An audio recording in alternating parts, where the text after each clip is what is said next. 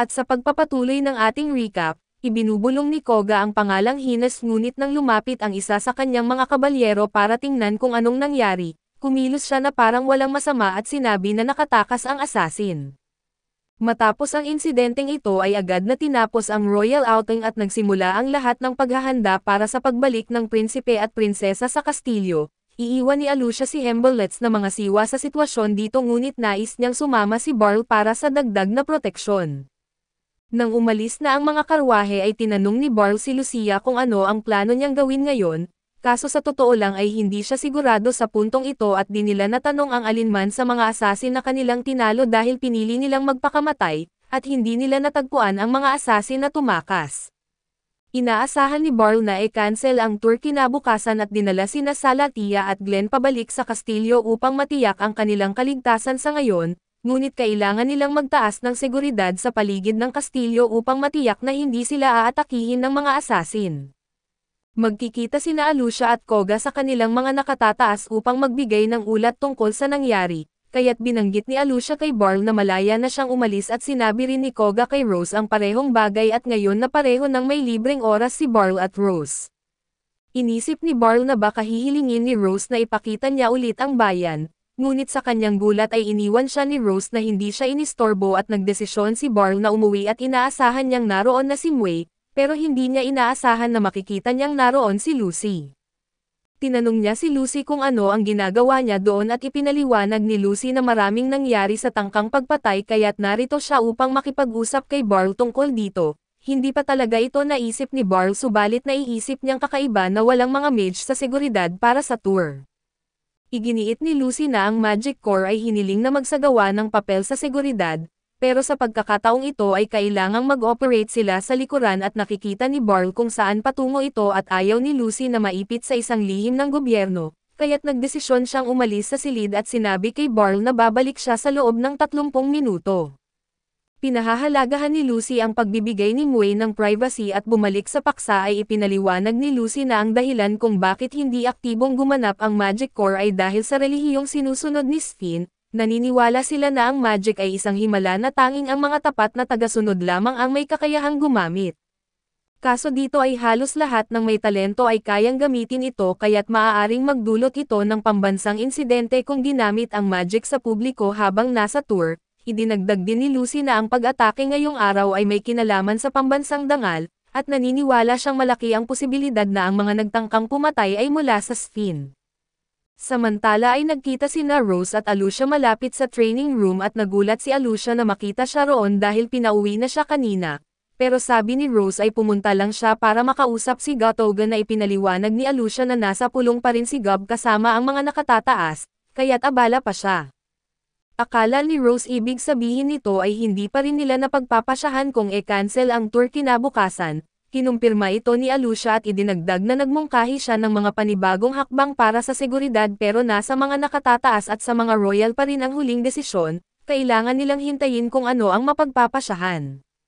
Nabanggit ni Rose na narinig niyang ang tour bukas ay dadaan sa Agricultural District at kinumpirma ito ni Alucia at nagtaka kung bakit biglang naitanong ito ni Rose. Sabi ni Rose ay gusto lang niyang maging pamilyar sa lugar bago ang tour, at magiging malaking tulong kung maibabahagi ni Alucia ang alam niya tungkol sa distrito dahil kilala niya ang lugar.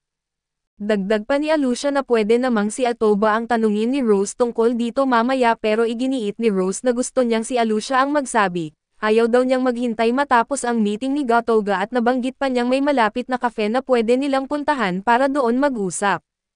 Samantala sa bahay ni Barl ay tinanong niya si Lucy kung may dahilan ba siya para maniwala na ang mga assassin ay mula sa Sphene. Sinabi ni Lucy na nakatanggap siya ng impormasyon mula kay Ibroy kaya't medyo sigurado siya at ayon sa kanya, kasalukuyang may tunggalian sa kapangyarihan sa Sphene sa pagitan ng mga papas at mga royalista. Hindi gusto ni Barl ang ideya ng political struggle pero dahil hindi siya pamilyar sa sistema ng pamahalaan, tinanong niya si Lucy kung sino ang mas makapangyarihan kung ang hari ba o ang papa. Nagulat si Lucy na hindi ito alam ni Barl pero dahil hindi naman mahilig sa politika si Barl ay pumayag siyang ipaliwanag ito. Sa political system ng Sphene ang hari ang may pinakamalakas na kapangyarihan pero dahil ang hari ay tagasunod ng relihiyong Church of Sphene, hindi niya maaaring baliwalain ang opinyon ng papa at gayunpaman sa huli ang hari pa rin ang may huling desisyon. Ang pag-atake ngayon ay malamang na isinagawa ng mga taga-suporta ng Papa upang makuha ang mas malaking kapangyarihan. Hindi maintindihan ni Barl kung anong silbi ng pagpatay kay Prince Glenn, dahil kahit mapatay siya ay may ibang prinsipe rin na papalit sa kanya at wala ring mababago. Pero pinabulaanan ito ni Lucy at ayon sa kanya ang kapatid ni Glenn na si Felix ay sobra ang pagkahumaling sa relihiyon ng Sphene, kaya kung siya ang maging susunod na Crown Prince ay malamang ay ibigay niya ang lahat ng kapangyarihan ng bansa sa Papa. Samantala sa lungsod ay natapos ng ipaliwanag ni Alucia kay Rose ang ruta ng tour, nang matapos na siya at handa na sanang umalis si Alucia pero biglang sinabi ni Rose na gusto niyang pag-usapan kung paano si Barrow bilang guro niya noon, nakakuha ito ng atensyon ni Alucia kaya't umupo siyang muli. Hindi naman matagal na naging estudyante ni Barl si Rose noon at sa panahong iyon ay naglalakbay siya sa iba't ibang bansa at bayan, pero nang makita ni Rose ang kakayahan ni Barl sa espada at sobrang humanga siya at agad na naengganyo, naiintindihan ni Alucia kung ano ang naramdaman ni Rose dahil alam niya kung gaano kagaling si Barl sa espada. Sabi ni Rose ay nag-aral siya kay Barl mga 5 o 6 na taon na ang nakalipas, pero gusto rin niyang marinig ang karanasan ni Alucia tungkol sa kanya at ikinwento ni Alucia na noong estudyante pa lang siya ni Barl, bata pa siya noon kaya hindi pa niya lubos na na-appreciate kung gaano kaganda ang mga turo niya. Pinupuri siya noon ni Barl dahil sa talento raw niya pero sa palagay niya ay sinasabi lang iyon ni Barl para maengganyo siyang magsikap. Nang araw na matagumpay niyang nagamit ang estilo ng espada ni Barl at sinabi nitong graduated na siya at iyon na ang huling araw na nag-aral siya sa dojo nito. Napansin ni Rose sa paraan ng pagsasalita ni Alucia na malaki ang paghanga nito kay Barl pero sa totoo lang, hindi naman daw talaga nagbago si Barl at relax pa rin siya tulad ng dati at bigla na lang may napansin si Rose na isang batang lalaki sa kalye na mukhang nawawala, nilapitan niya ito at tinanong kung ayos lang siya. Nagulat ang bata sa una pero nang kumalma na ay sinabi niyang nawawala ang kanyang nanay, iminungkahi ni Alucia na dalhin na lang ang bata sa guard room at hintayin doon ang kanyang mga magulang. Pero binanggit ni Rose na mukhang hindi pa kailangan iyon at base sa itsura ng bata ay posibleng kakahiwalay lang niya sa kanyang mga magulang at malapit lang sila.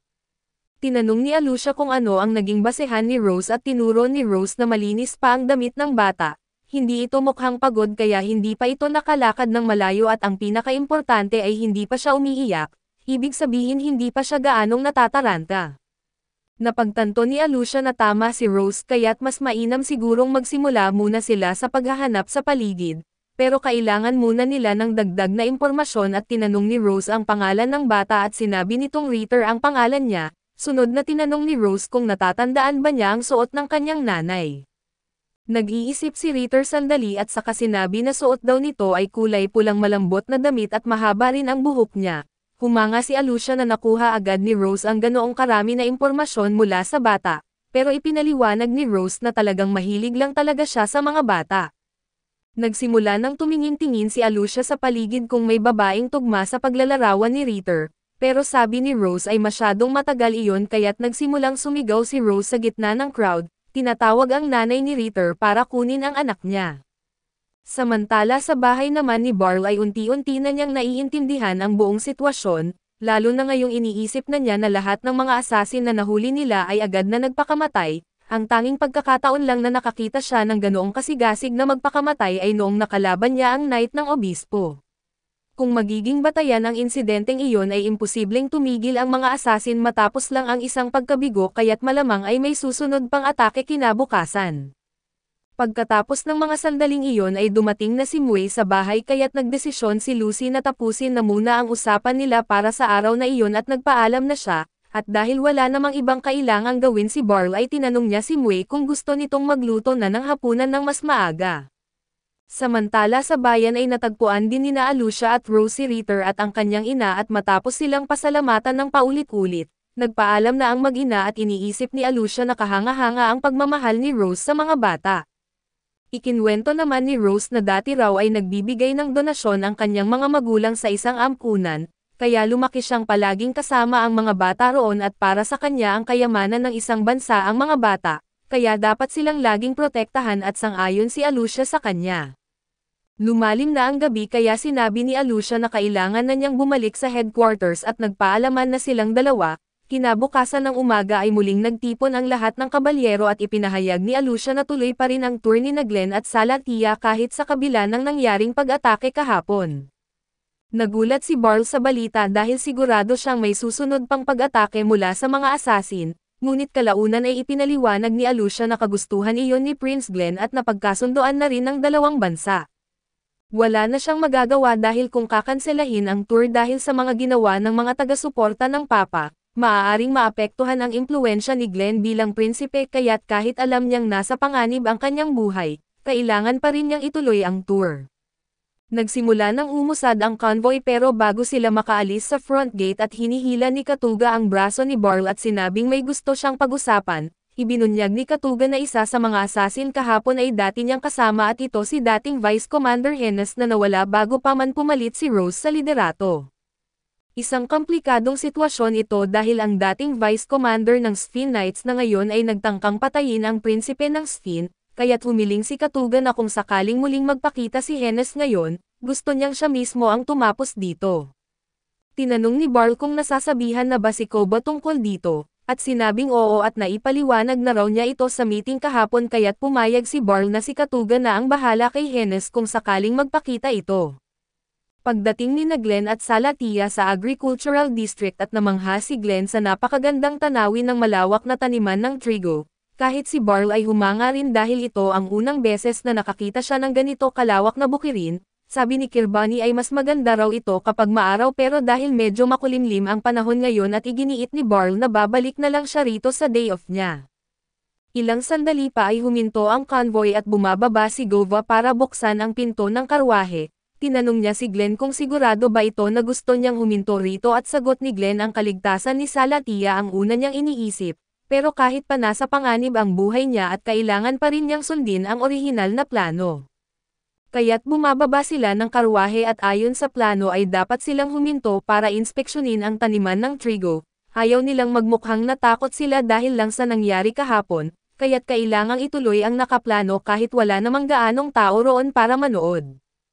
Matapos ang inspeksyon ay iminungkahi ni Salatia na bumalik na sila, at pumayag si Glenn pero biglang lumipad ang isang palaso at muntik nang tamaan ang ulo ni Glenn dahil sa umatake na naman ang mga assassin. Maraming nakatagong mamamana sa mga taniman kaya't agad na pamwesto ang mga kabalyero para mas alag ang mga palaso at protektahan sina Glenn at Salatia. Ngunit bukod sa mga mamamana ay may mga assassin din na may espada kaya't naghanda si Barl at pinagsasaksak ang mga ito at isa-isa. Nakipaglaban na rin ang iba pang kabalyero pero napakaraming kalaban kaya't matindi ang laban na ito. Patuloy na sumugod si Barl at pinapatay ang mga assassin kaso biglang may tumalon mula sa taniman, barilin sana siya pero ang assassin mismo ang tinamaan ng dalawang palaso sa dibdib at naguluhan si Barl kung bakit papatayin ng mga assassin ang isa nilang kasamahan, pero hindi na siya nagsayang ng oras at ginamit niya ang katawan ng patay na assassin bilang shield. Habang naghahanda si Barl para sa susunod na grupo ng mga assassin, sa hindi inaasahang pagkakataon ang unang assassin ay tinamaan ng palaso sa ulo pero ang dalawa pa niyang kasama ay tila walang pakialam. Dito napagtanto ni Barl na hindi sadya ng mga mamamana na tamaan ang kanilang kasamahan sadyang pangit lang talaga ang kanilang mga tira, at wala silang pakialam kahit tamaan ang sarili nilang mga kakampi. Kahit si Barl ay hirap na ring makasabay sa dami ng palaso na sunod-sunod na dumarating, lalo na't sabay pa niyang nilalabanan ang mga assassin na may mga kutsilyo at si Kiryuni naman ay nagsisimula ng ma-overwhelm, kaya't nakalusot ang isa sa mga assassin at diretsyong tumakbo papunta kay Glenn. Buti na lang at napatay agad ni Hemlets ang assassin bago pa nito maabot si Glenn, pero alam nilang hindi na nila kakayanin ito ng matagal kaya't inutusan ni Barl si Alucia na isama sina Glenn at Salatia pabalik sa karwahe para mas madali silang maprotektahan. Sa ngayon ay plano ni Barl na tapusin ang mas marami pang assassin habang may pagkakataon. Maya-maya lang ay naglalakad na si Barl sa gubat matapos niyang mapatay ang maraming assassin, hanggang sa nakasalubong niya si Rose at sinabi ni Rose kay Barl na sobrang lakas niya at nagpasalamat si Barl sa papuri dahil sobrang hirap ng laban na dinaanan niya bago siya nakarating doon, pero panahon na para tapusin na ang lahat at sabay silang naglabas ng espada at naghanda para sa huling laban.